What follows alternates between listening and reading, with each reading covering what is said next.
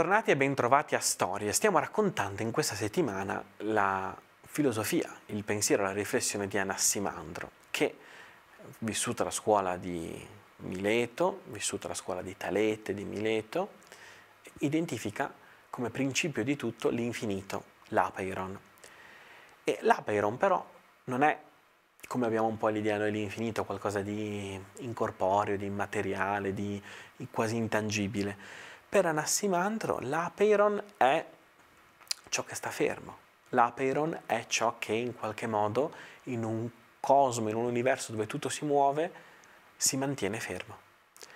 Questa fermezza dell'apeiron, questa fermezza dell'infinito, ci fa dire che esiste un punto della realtà dove in qualche modo tutto quello che noi conosciamo non funziona.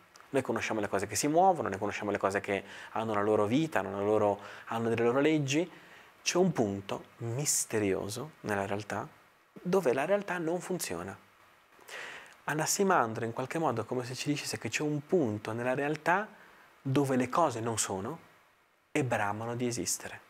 Questa è la forza dell'apeiron.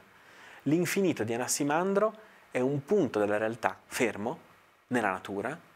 Questo punto della realtà ferma nella natura è un punto dove le cose non sono, non ci sono ancora perché sono tutte in movimento, ma dove bramano di esistere.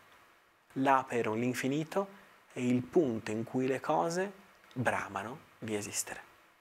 Non è un pensiero da poco e come vedete, lo capite, che lo stiamo anche un po' rileggendo, reinterpretando, ridicendo con parole moderne, usando anche parole a volte un po' ardite, mi tremano un po' a volte i polsi a usare certe affermazioni perché certe affermazioni sono posteriori e usiamo dei linguaggi posteriori per raccontare realtà che nella loro esperienza sorgiva erano molto più vive, molto più vivide, molto più interessanti.